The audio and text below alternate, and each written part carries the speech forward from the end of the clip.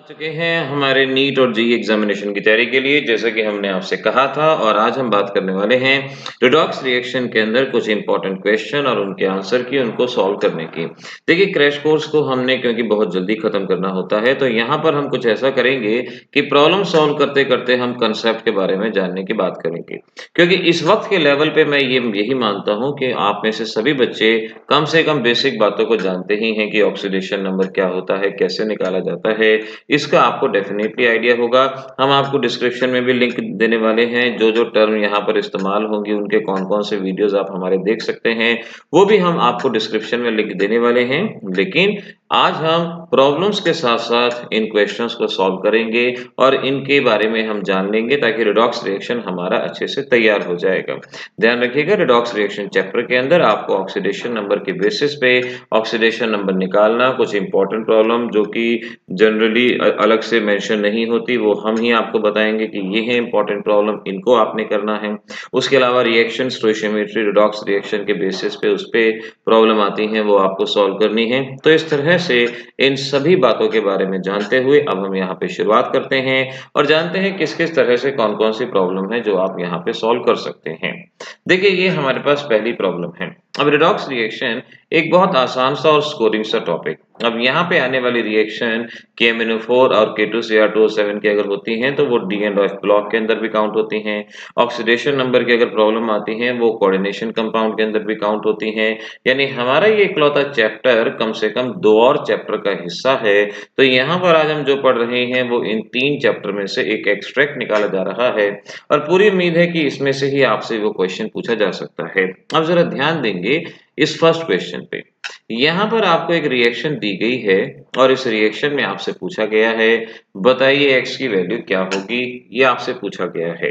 अब आप अच्छे से समझ सकते हैं कि ऐसे क्वेश्चन में टेक्निकली देखा जाए तो हमें रिडॉक्स रिएक्शन को बैलेंस करना चाहिए और रिडॉक्स रिएक्शन को ऑक्सीडेशन नंबर या हाफ रिएक्शन मेथड से बैलेंस करना चाहिए। लेकिन यहाँ पर ऐसा करने की कुछ भी ज़रूरत नहीं है। जो भी इस बैलेंसिंग के क्वेश्चन आएँगे, उन्हें सिंपल बैलेंसिंग के थ्रू भी आप सॉल्व कर सकते हैं। जैसे आपने देखा यहाँ पर 12 आयोडीन है, यहाँ पर 2 हैं, तो कितने आयोडीन बचे? 10 और इसी तरह से ऑप्शन नंबर डी को आपने डायरेक्ट मार्क कर दिया। इसमें ज़्यादा आपको परेशान होने की ज़रूरत नहीं होगी और वो क्वेश्चन आपको सॉल्व हो जाएगा। अब ये देखिए in the above reaction the oxidising agent is, अभी जो आपको रिएक्शन दिखाई गई थी वहां पर ऑक्सीडाइजिंग एजेंट को पूछा गया है। देखिए जहां तक ऑक्सीडाइजिंग एजेंट की बात है मैं आपको कंसेप्ट दे देता हूं। जहां पर ऑक्सीडेशन नंबर डिक्रीज होता है वो ऑक्सीडाइजिंग एजेंट होता है, जिसका ऑक्सीडेशन नंबर इंक्रीज होता है वो रिड्यूसिंग एजेंट होता है और जिसका ऑक्सीडेशन नंबर इंक्रीज भी डिक्रीज भी वो हमारा डिस्प्रपोर्शनेटिंग या रिडॉक्स एजेंट होता है। अब आपने ये देखना है कि किसका ऑक्सीडेशन नंबर डिक्रीज हुआ, वही ऑक्सीडाइजिंग एजेंट है। यहाँ पर अगर आप आयोडीन का ऑक्सीडेशन नंबर निकालते हैं तो ये 5 आता है और यहाँ पर अगर आयोडीन का ऑक्सीडेशन नंबर निकालते हैं 0 आता है। 5 से 0 आया तो इसका मतलब IO3 ये हमारा ऑक्सीडाइजिंग एजेंट है। क्या ऑप्शन में दिया गया है? बिल्कुल पहला ही ऑप्शन है। तो इस तरह से कंसेप्ट के साथ-साथ ये क्वेश्चन भी हमारा सॉल्व हो गया। अब यही देखिए तीसरा क्वेश्चन है ऑक्सीडेशन नंबर ऑफ फास्फोरस में वेरी। अगर आप मेरे साथ साथ सॉल्व कर रहे हैं तो उसको तुरंत की तुरंत सॉल्व करके लिख लीजिए। Now oxidation number of phosphorus में वेरी, यानी यहाँ पर आपसे पूछा गया है कि फास्फोरस की ऑक्सीडेशन स्टेट रेंज क्या होगी। अब आप इस कंसेप्ट को जान लो कि ऑक्सीडेशन स्टेट रेंज क्या होती है। ऑक्सीडेशन स्टेट रेंज का मतलब है कोई भी एलिमेंट कितने तरह की ऑक्सीडेशन स्टेट को शो कर सकता है, क्या-क्या पॉसिबिलिटीज हैं और ये डिटरमाइन कैसे होता है? ये डिटरमाइन होता है कि कोई एलिमेंट कितने इलेक्ट्रॉन का गेन कर सकता है अपना ऑक्टेट पूरा करने के लिए या कितने का लॉस कर सकता है अपना ऑक्टेट पूरा करने के लिए। देखिए क्वेश्चन सामने वाला आसान जरूर है लेकिन इस जैसे और भी तो क्वेश्चन आ सकते हैं, तो कंसेप्ट को तो हमें एक्सप्लेन करना ही है। कोई एलिमेंट कितने इलेक्ट्रॉन का गेन कर सकता है, यहाँ पर 5 इलेक्ट्रॉन है तो ऑक्टेट के लिए 3 गेन करेगा और जब 3 गेन करेगा तो चार्ज कौन सा आएगा इसके ऊपर? -3। और अगर मैं कहूँ कितने इलेक्ट्रॉन का लॉस कर सकता है ऑक्टेट के लिए तो 5 इलेक्ट्रॉन का लॉस करेगा तो चार्ज कितना आएगा? +5। इस तरह से हम कहेंगे कि फास्फोरस की रेंज हो गई -3 से लेके +5, क्योंकि यहाँ पर चार्ज -3 से लेके +5 दिया गया है। आपका ऑप्शन नंबर ए यहाँ पे करेक्ट हो गया, यहाँ पे जवाब बन गया। इस तरह से बच्चों आगे बढ़ो। अभी देखो यहाँ HCHO, यहाँ ऑक्सीडेशन नंबर आपको बताना है कितना होगा। अब HCHO इस तरह की स्पीशीज में कोवेलेंट बॉन्ड के कंट्रीब्यूशन से अगर ऑक्सीडेशन नंबर निकाला जाए तो ज्यादा बेटर होता है। और कोवेलेंट बॉन्ड का कंट्रीब्यूशन क्या कहता है, अब ये यहाँ पर सीख लो। इसके अकॉर्डिंग ये कहा जाता है कि हर एक कोवेलेंट बॉन्ड का ऑक्सीडेशन नंबर होता है 1। जो ज्यादा इलेक्ट्रोनेगेटिव होता है उसका -1, जो लेस इलेक्ट्रोनेगेटिव होता है उसका +1। यानी यहाँ पर ये बॉन्ड है तो क्लोरीन ज्यादा इलेक्ट्रोनेगेटिव है यानी -1, हाइड्रोजन कम इलेक्ट्रोनेगेटिव है यानी +1। तो ज्यादा इलेक्ट्रोनेगेटिव का माइनस और कम इलेक्ट्रोनेगेटिव का प्लस। कार्बन ऑक्सीजन, ऑक्सीजन ज्यादा इलेक्ट्रोनेगेटिव है, दो बॉन्ड है तो इसका -2 और इसका +2। कार्बन हाइड्रोजन, कार्बन ज्यादा इलेक्ट्रोनेगेटिव है, -1 +1, कार्बन हाइड्रोजन -1 +1, तो कार्बन का ओवरऑल कितना हो गया 0। ऑप्शन नंबर डी हमारा करेक्ट ऑप्शन यहाँ पर बन जाता है। ये हमारा जवाब आ जाएगा इस तरह से। अब देखिए विच ऑक्साइड इज मोर बेसिक आपसे पूछा गया। अब ऑक्साइड इज मोर बेसिक के बारे में अगर पूछा गया है तो इसको देखिए इस तरह से आपको सॉल्व करना है। इसको सॉल्व करने के लिए एक कॉमन सी बात याद रखिए। अगर आप पीरियोडिक टेबल में लेफ्ट टू राइट मूव करते हैं तो ऑक्साइड का एसिडिक कैरेक्टर इंक्रीज होता है, और अगर आप डाउन द ग्रुप इंक्रीज करते हैं तो ऑक्साइड का बेसिक कैरेक्टर इंक्रीज होता है। इनऑर्गेनिक केमिस्ट्री की एक ये जनरल बात है। अब आप देख लीजिए, सोडियम, मैग्नीशियम, एल्यूमिनियम, सिलिकॉन सारे के सारे एक ही पीरियड के एलिमेंट हैं। तो अगर हम लेफ्ट टू राइट जाएंगे तो एसिडिक कैरेक्टर बढ़ेगा और बेसिक कैरेक्टर डिक्रीज होगा। तो इनमें से सबसे ज्यादा बेसिक होगा सोडियम ऑक्साइड। ऑप्शन नंबर ए यहाँ पे करेक्ट ऑप्शन बनेगा। तो रिडॉक्स के साथ साथ ये बीच बीच में कुछ इनऑर्गेनिक के क्वेश्चन भी आपसे पूछ लेते हैं, तो इसका जवाब यहाँ पे आ गया। अब देखिए ये है आपका अगला question, which of the following involve redox reaction. Redox reaction का मतलब जहां ऑक्सीडेशन नंबर इंक्रीज भी होता है और डिक्रीज भी होता है उसे रिडॉक्स रिएक्शन कहते हैं। आपको जनरली एटम्स को देखना होगा। सो इनका ऑक्सीडेशन नंबर निकालेंगे, सोडियम का +1 आएगा, यहाँ भी +1 आएगा, ऑक्सीजन का -2, यहाँ भी -2, सल्फर का 6, यहाँ भी 6, तो इसमें तो कुछ भी चेंज नहीं है। सिल्वर का +1 आएगा, नाइट्रेट का -1 आएगा, सोडियम का +1, क्लोरीन का -1 एंड सो ऑन। यहाँ भी ऑक्सीडेशन नंबर सेम रहेगा। लेकिन इधर देखिए कि यहाँ हाइड्रोजन का आता है 0 और ब्रोमीन का भी आता है 0, लेकिन इस कंपाउंड में हाइड्रोजन का आता है +1, ब्रोमीन का आता है -1। तो इस तरह से हम कहेंगे कि हाइड्रोजन का ऑक्सीडेशन नंबर तो इंक्रीज हुआ उसका ऑक्सीडेशन, लेकिन ब्रोमीन का डिक्रीज हुआ उसका रिडक्शन। तो ऑप्शन नंबर सी ये हमारे करेक्ट आंसर को यहाँ पे रिप्रेजेंट करता है। ऐसे होगा। अगला देखो, ऑक्सीडेशन नंबर ऑफ सल्फर। देखिए यहाँ पर हम कुछ ऐसे क्वेश्चन ले रहे हैं जिसमें से काफी सारे क्वेश्चन तो आपके पिछले एग्जाम्स वगैरह में पूछे गए हैं। अलग अलग स्टेट, पहले अब तो क्या है कि पूरे इंडिया का एक ही पेपर हो गया, पहले स्टेट वाइज पेपर अलग अलग हुआ करते थे। तो वहां पर भी किस किस तरह से क्वेश्चन आए हैं, जरूरी नहीं होता कि बहुत मुश्किल ही क्वेश्चन आए। जैसे इस बार जो जेईई मेंस फरवरी में हुआ था तो इनऑर्गेनिक के तो कई काफी आसान क्वेश्चन थे कि इनमें से कौन सा बॉन्ड टूटता है, इस तरह के क्वेश्चन थे। तो ऐसे क्वेश्चंस में कई बार हम जब उस वक्त टेंशन के माहौल में होते हैं तो हमसे गड़बड़ी होती है। बस थोड़ा सा हम अपने आप को ठीक कर लें, थोड़ा सा माहौल को ठीक कर लें तो ये प्रॉब्लम सॉल्व करना आसान होता है। यहाँ पर हर एक केस में सल्फर के ऑक्सीडेशन नंबर को पूछा गया है। ये सल्फर न्यूट्रल है तो यहाँ पर ऑक्सीडेशन नंबर तो 0 आएगा। S2F2 को आप बेशक से इस तरह से मान सकते हो, जहां फ्लोरीन का -1, सल्फर का +1 कोवेलेंट बॉन्ड के कंट्रीब्यूशन से। सल्फर सल्फर सेम है तो इस बॉन्ड का 0। यहाँ पर फ्लोरीन ज्यादा इलेक्ट्रोनेगेटिव है, -1 +1, तो सल्फर का इसका कितना हो गया, +1 हो गया। जहां तक H2S की बात है, यहाँ पर सल्फर का ऑक्सीडेशन नंबर -2, तो हम कहेंगे इसमें 0 है, इसमें 1 है, इसमें -2 है। बस ऑप्शन देख लीजिए, देखते ही तुरंत की तुरंत आपका जवाब यहाँ पर आ जाता है। इस तरह से ऑक्सीडेशन नंबर सॉल्व हो जाएगा। यहाँ देखो आपसे कहा, अब इस क्वेश्चन में ये कहा गया है कि x और y की वैल्यू क्या है। गौर से देखो, x ये रहा, y ये रहा। अब जैसा हमने पहला क्वेश्चन किया था कि हमने बैलेंसिंग के थ्रू बता दिया था, अब यहाँ पर ये पॉसिबल नहीं होगा। यहाँ लेफ्ट हैंड साइड में एक क्लोरीन है और राइट हैंड साइड में 2 जगह क्लोरीन है, तो आपको इसको रिडॉक्स रिएक्शन मेथड से ही बैलेंस करना होगा। फिर भी मैं थोड़ा सा आपको हिंट दे देता हूँ किस तरह से। एक बार इस क्लोरीन से ये बना, इसके रिएक्शन को लिखा आपने, और एक बार आपने इस क्लोरीन से ये बना, इसके रिएक्शन को लिखा। अब देखिए रिडॉक्स रिएक्शन बैलेंसिंग के लिए हम क्या करते हैं, सबसे पहले balancing of atom other than oxygen and hydrogen. Oxygen hydrogen के अलावा एटम को बैलेंस करते हैं। यहाँ 2 क्लोरीन है, यहाँ 1 है, तो इसको 2 से मल्टीप्लाई किया। यहाँ 2 क्लोरीन है, यहाँ भी 2 से मल्टीप्लाई किया। फिर इस क्लोरीन का ऑक्सीडेशन नंबर 0, 2 का भी 0। यहाँ 1 क्लोरीन का 5 आएगा और 2 क्लोरीन का 10 आएगा। अब जितने क्लोरीन है उतने क्लोरीन का तो मानना ही है, तो हम कहेंगे इंक्रीज बाय 10 यूनिट। ये यहाँ पर जवाब बनता है। और इधर देख लीजिए x इज इक्वल टू 0 है, और यहाँ पर कितना, 1 का -1 और 2 का कितना हो जाएगा, क्योंकि 2 क्लोरीन है -2, सो डिक्रीज बाय 2 यूनिट। अब हम जानते हैं कि रिडॉक्स रिएक्शन बैलेंसिंग के दौरान हमारे लिए बहुत जरूरी है कि हम जितना ऑक्सीडेशन नंबर इंक्रीज होता है उतना ही डिक्रीज, इन दोनों को बराबर करने के लिए 5 से मल्टीप्लाई किया।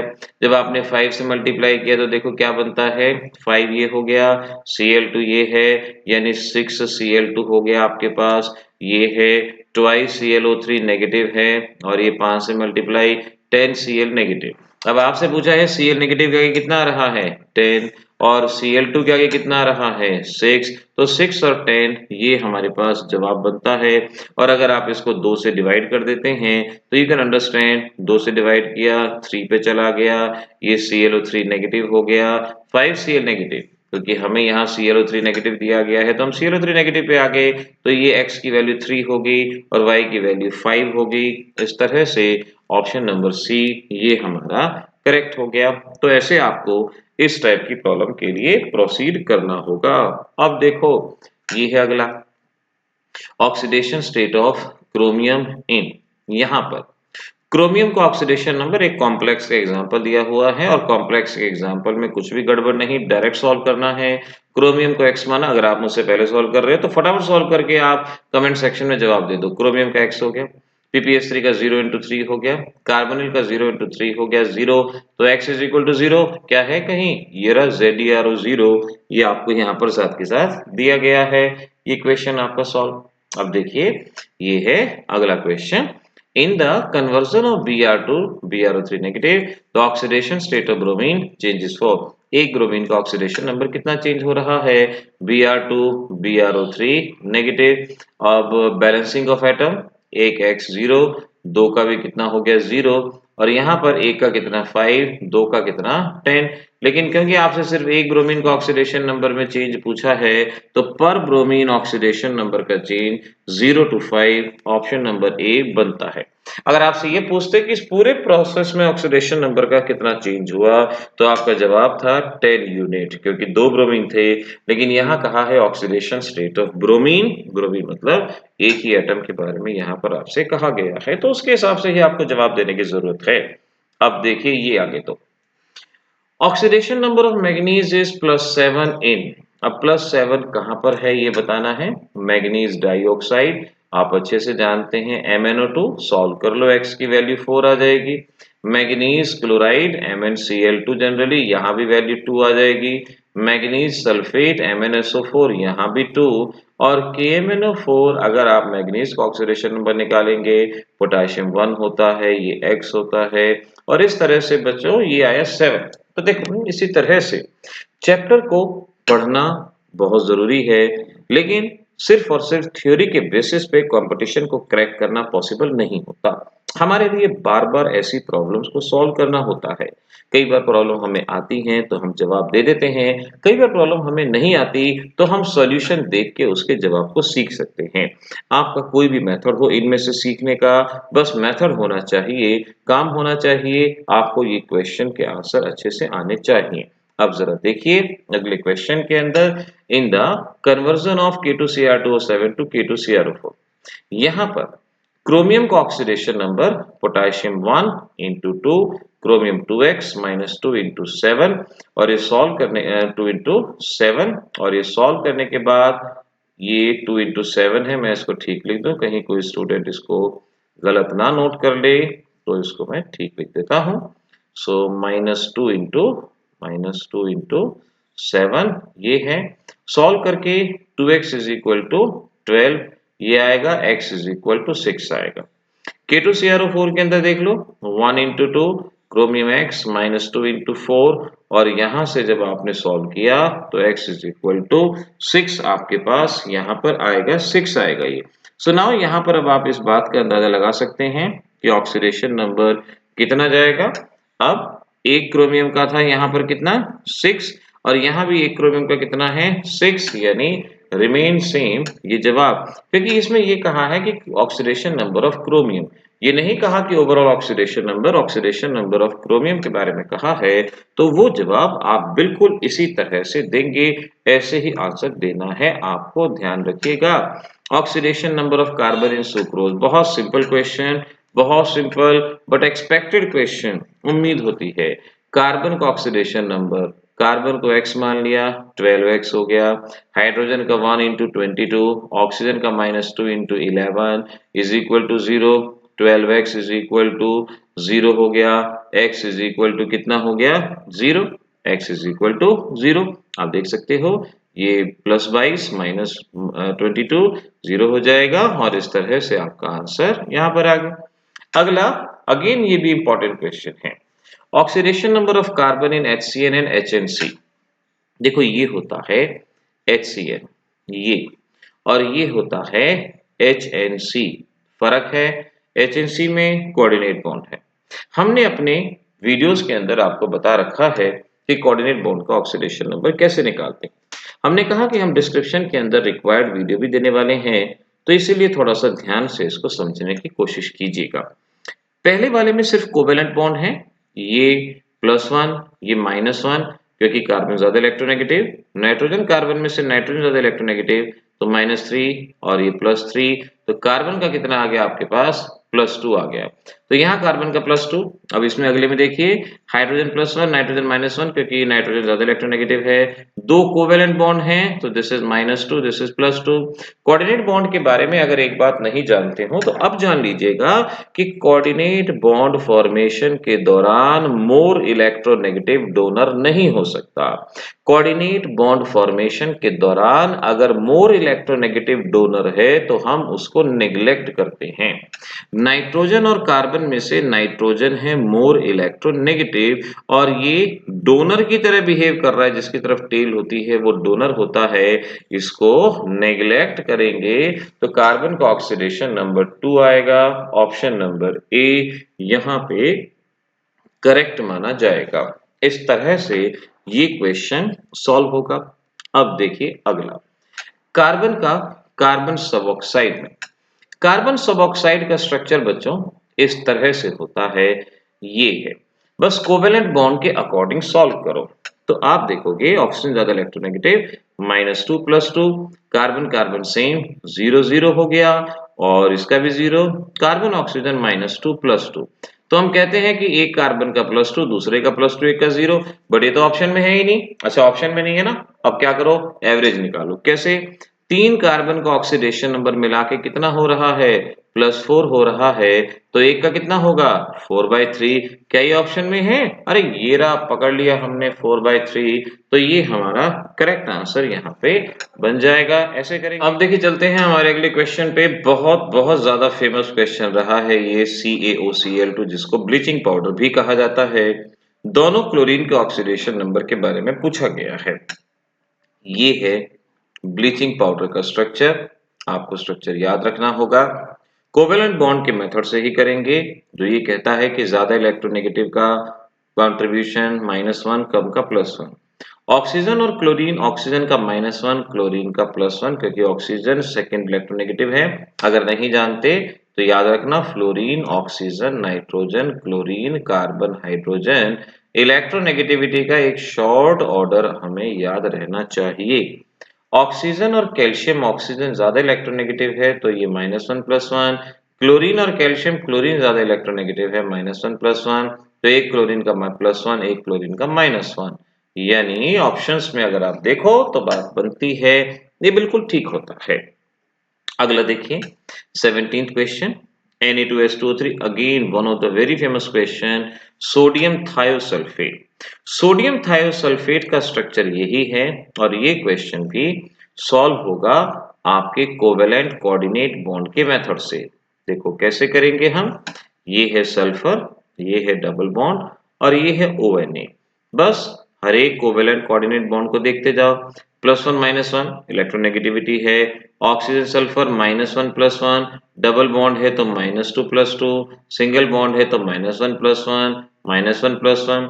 और कोऑर्डिनेट बॉन्ड अगर याद हो, हर एक कोऑर्डिनेट बॉन्ड का कंट्रीब्यूशन 2, जो गेनर होता है यानी हेड पे उसका -2 और जो डोनर होता है +2।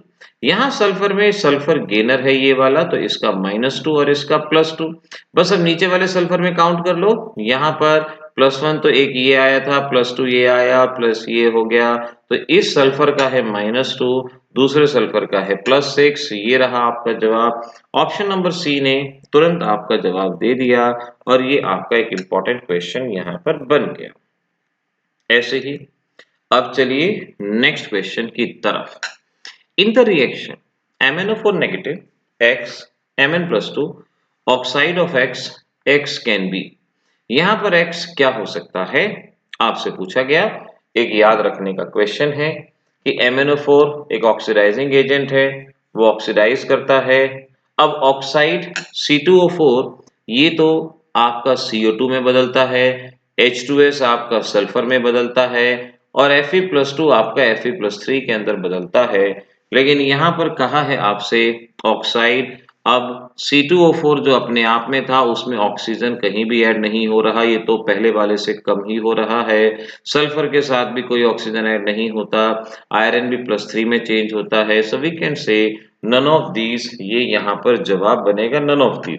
हाँ, हो सकता था कि अगर आपसे ये कहते कि भाई X कार्बन है तो ये CO2 जरूर बन सकता था, लेकिन अगर X सल्फर होता SO2 ये बन सकता था, लेकिन ये ऑप्शन के अंदर अवेलेबल नहीं है। इस तरह से ध्यान रखना है। अब जरा देखिए, 1 mole of NH2 loses 10 electron to give nitrogen compound for the same oxidation state. What is the oxidation number of nitrogen in new compound? NH2 को मैं मान सकता हूं N2H4 ये है, और आपसे कहा कि इसने 10 इलेक्ट्रॉन का लॉस किया है। आपको बताना है कि नए कंपाउंड में कितना रहेगा ऑक्सीडेशन नंबर। अब जरा देखिए, X इज इक्वल टू कितना आएगा, -2। X is equal to -2, 2 nitrogen है तो कितना आएगा, -4 आएगा। 2 नाइट्रोजन है तो यहाँ पर -4 आपके पास आएगा, यानी एक नाइट्रोजन पे होगा -2, एक पे होगा -2 चार्ज, यानी N-2 में मान सकता हूं, दूसरा भी N-2 हो जाएगा, -2 चार्ज है। अब इन्होंने 10 इलेक्ट्रॉन का टोटल लॉस किया, यानी 5 का लॉस इसने किया, 5 का लॉस इसने किया। अब -2 अगर 5 इलेक्ट्रॉन का लॉस करेगा तो ये +3 के अंदर कन्वर्ट होगा, ये भी +3 के अंदर कन्वर्ट होगा। तो मैं कहूंगा कि नाइट्रोजन की ऑक्सीडेशन स्टेट अब बदल के क्या हो जाएगी, +3। यही पूछा है, what is the oxidation number of nitrogen in new compound. So option number B ये रहेगा। नाइट्रोजन इनिशियली -2 था और फिर इसने 5 इलेक्ट्रॉन का लॉस किया, क्योंकि 2 नाइट्रोजन है, 5-5 दोनों लॉस करेंगे तभी जाके 10 का लॉस होगा, और इस तरह से आपको ऑक्सीडेशन नंबर यहाँ पर आएगा। चलिए अगला question, what are X and Y in the following reaction. ये बिल्कुल वैसे ही क्वेश्चन आ गए, जब भी आपको याद हो हमने क्लोरीन वाला किया था। तो Br2 एक बार ये BrO3 नेगेटिव बनाएगा और एक बार Br2 Br नेगेटिव बनाएगा। ऑक्सीडेशन स्टेट 0, यहाँ पर 5, लेकिन 2 ब्रोमीन है तो 2 से मल्टीप्लाई, तो यहाँ पर 5 है 1 का, लेकिन 2 का कितना हो जाएगा, 10 oxidation number. So we can say increase by 10 unit. यहाँ 1 का 0, 2 का भी 0, 2 से मल्टीप्लाई किया क्योंकि पहले हम एटम्स को बैलेंस करते हैं। तो X is equal to -2 decrease by 2 unit, ये होता है ऑक्सीडेशन नंबर, जितना डिक्रीज उतना इंक्रीज, 5 से मल्टीप्लाई किया। So you will see 5 Br2 1 Br2 पर 6 Br2 हो गए, ट्वाइस BrO3 हैं और फिर 10 Br नेगेटिव है। बिल्कुल वैसे ही क्वेश्चन है, 2 से मल्टीप्लाई किया थ्राइस Br2 और ये BrO3 नेगेटिव हैं, और ये आपके पास 2 से डिवाइड करने के बाद 5 Br negative. So we can say X की वैल्यू आ गई आपके पास 3 और Br नेगेटिव कितने आ गए, 5, ये आपके पास आ गए। तो we can say option number A आपका जवाब यहाँ पर बनता है। रिएक्शन स्टोइचियोमेट्री को समझने के लिए ये जान लीजिए कि अगर आपको KMnO4 दिया गया है एसिडिक मीडियम में, तो ये कन्वर्ट होता है Mn+2 के अंदर, Mn+2 के अंदर अगर एसिडिक मीडियम होता है, अगर KMnO4 कहेंगे तो आप आयनिक मीडियम में MnO4 नेगेटिव लेंगे। और अगर आपके पास बेसिक मीडियम है तो ये बेसिक मीडियम में कन्वर्ट होता है MnO2 के अंदर, इस बात को याद रखेंगे। अगर K2Cr2O7 है आपके पास तो ये कन्वर्ट होता है Chromium+3 के अंदर, इस बात को आप याद रखेंगे। ऐसे ही अगर रिएक्टेंट में आपके पास सल्फाइड है तो सल्फाइड कन्वर्ट होता है सल्फेट में, अगर Fe+2 है तो ये कन्वर्ट होता है Fe+3 के अंदर। अगर आपके पास I नेगेटिव है तो कन्वर्ट होता है ये I2 के अंदर, I2 के अंदर। और अगर आपके पास NO2-1 है तो ये कन्वर्ट होता है NO3-1। आपको दिया जाएगा कि किस में कन्वर्ट हो रहा है, मैं तो एक जनरल सी बात बता रहा हूँ। सपोज आपसे क्वेश्चन पूछते हैं, सपोज आपसे क्वेश्चन पूछते हैं, find out number of moles of KMnO4 reacts with 4 mole of Na2SO3 in acidic medium। ये आपसे क्वेश्चन पूछा जाता है कि कितने मोल्स KMnO4 के रिएक्ट होंगे 4 मोल Na2SO3 के साथ एसिडिक मीडियम में, ये आपसे पूछा गया। अब सॉल्व कैसे करेंगे देखिए, इस तरह का कभी भी क्वेश्चन आएगा, पहली बात तो पैनिक नहीं होना, आपने ये पहचानना है KMnO4 और K2Cr2O7 में से क्या दिया गया है और दूसरा रिएक्टेंट क्या है। जैसे यहाँ पर आपको KMnO4 दिया गया है एसिडिक मीडियम, तो आप KMnO4 की एसिडिक मीडियम की रिएक्शन को लिख लेंगे MnO4- gives you Mn+2, इसको लिख लें। फिर आपको Na2SO3, ये देखिए इनमें से ये कौन सा है, ये SO3, तो यानी आपने SO3-2 लिख लिया। अब ये मैंने बता ही दिया कि किस में कन्वर्ट होगा, SO4-2। सब कुछ आयनिक फॉर्म में करो, आपके जवाब तुरंत आएंगे। अब अगला step, balancing of redox reaction. सबसे पहले ऑक्सीजन और हाइड्रोजन के अलावा एटम को बैलेंस करें। बैलेंसिंग का वीडियो भी हमने ऑलरेडी अपलोड किया हुआ है, डिस्क्रिप्शन में आपको लिंक भी दे देंगे, नहीं तो आप कमेंट सेक्शन में हमें बता देना, अगर आपको नहीं मिला तो हम वहां पर आपको देंगे। तो MnO4 नेगेटिव से Mn+2, balancing of atom other than O and H, oxygen और हाइड्रोजन के अलावा सभी एटम बैलेंस हैं। फिर ऑक्सीडेशन नंबर 7, ऑक्सीडेशन नंबर 2 यानी डिक्रीज बाय 5 यूनिट, यहाँ 7 था यहाँ 2, यहाँ ऑक्सीडेशन नंबर 4, यहाँ ऑक्सीडेशन नंबर 6 यानी इंक्रीज बाय 2 यूनिट। इस तरह से हमने मेन स्पीसीज को ले लिया और देख लिया कितना ऑक्सीडेशन नंबर डिक्रीज होता है, कितना इंक्रीज होता है। फिर ये दोनों के दोनों बराबर होने चाहिए, इसको हमने 2 से मल्टीप्लाई किया, इसको 5 से, और इक्वेशन को लिख लिया। This is twice MnO4 negative, 5 से मल्टीप्लाई किया तो 5SO3-2 ट्वाइस Mn+2, और ये है आपका 5SO4-2। इस तरह से ये हमारी इक्वेशन बनके तैयार हो गई। इक्वेशन आ गई, ये MnO4 नेगेटिव KMnO4 को रिप्रेजेंट करता है, KMnO4 को रिप्रेजेंट करता है, और SO3-2 Na2SO3 को यहाँ पर रिप्रेजेंट करता है। इस तरह से इक्वेशन आ गई। अब यहाँ से देख लो कि ट्वाइस MnO4 यानी KMnO4 2 हैं और ये 5 हैं, यानी 2 मोल KMnO4, 2 moles of KMnO4 reacts with 5 mole of Na2SO3, 2 moles of KMnO4 reacts with 5 moles of Na2SO3। आपको पता लगाना है 4 मोल के साथ कितना KMnO4 रिएक्ट करेगा, तो अब आप क्या करेंगे, 2 5, आप कहेंगे 5 mole of Na2SO3 reacts with 2 moles of KMnO4। तो 4 मोल कितने के साथ होंगे, 2/5 into 4, और ये सॉल्व करके 8/5, ये आपका जवाब इस तरह से आ पाएगा 8/5। तो देख लीजिए इस क्वेश्चन को भी बिल्कुल वैसे ही सॉल्व किया जाएगा। आपसे कहा गया है कि 1 मोल सल्फाइड के साथ कितना KMnO4 रिएक्ट करता है, ध्यान से पढ़ लीजिए। The number of moles of KMnO4 that will react with 1 mole of sulphide. KMnO4 का मतलब मैंने आपको बताया था, ऐसे इक्वेशन, और सल्फाइड यानी SO3-2 gives you SO4-2, और फिर यहाँ पर आप समझ सकते हैं x is equal to 7 and x is equal to 2, oxidation decrease by 5 unit, x is equal to 4, x is equal to 6, oxidation number increase by 2 unit, equalise करना है, दोनों जितना कम उतना ज्यादा। So multiply by 2 multiply by 5 ये बराबर हो गया, 2 से मल्टीप्लाई किया है तो बन गया ट्वाइस MnO4 नेगेटिव और ये 5SO3 minus 2 gives you twice Mn plus 2 और ये 5SO4 माइनस 2। इस तरह से आप कह सकते हैं 2 मोल KMnO4 5 मोल SO3 के साथ रिएक्ट करता है, यानी 5 mole of sulphide ion reacts with 2 mole of KMnO4, ये हम यहां से कह सकते हैं। और 1 मोल कितने से करेगा, 2/5, ऑप्शन नंबर ए, ये हमारा क्वेश्चन का जवाब आ गया। ऐसे करोगे। ऐसे ही देखो रिएक्शन स्टोइशियोमेट्री पे क्वेश्चन जनरली आता ही आता है, तो इसकी प्रैक्टिस जरूरी है। अगला क्वेश्चन देखिएगा, यहाँ पर भी आप जवाब तक आसानी से पहुंच सकते हैं, जैसा कि मेथड बताया है उसके अकॉर्डिंग। आपसे कहा KMnO4, तो आपने KMnO4 का लिखा MnO4 minus 1 gives you Mn plus 2। Ferrous oxalate, oxalate यानी C2O4 माइनस, ये मैंने कहा किसमें बदलता है, CO2 में।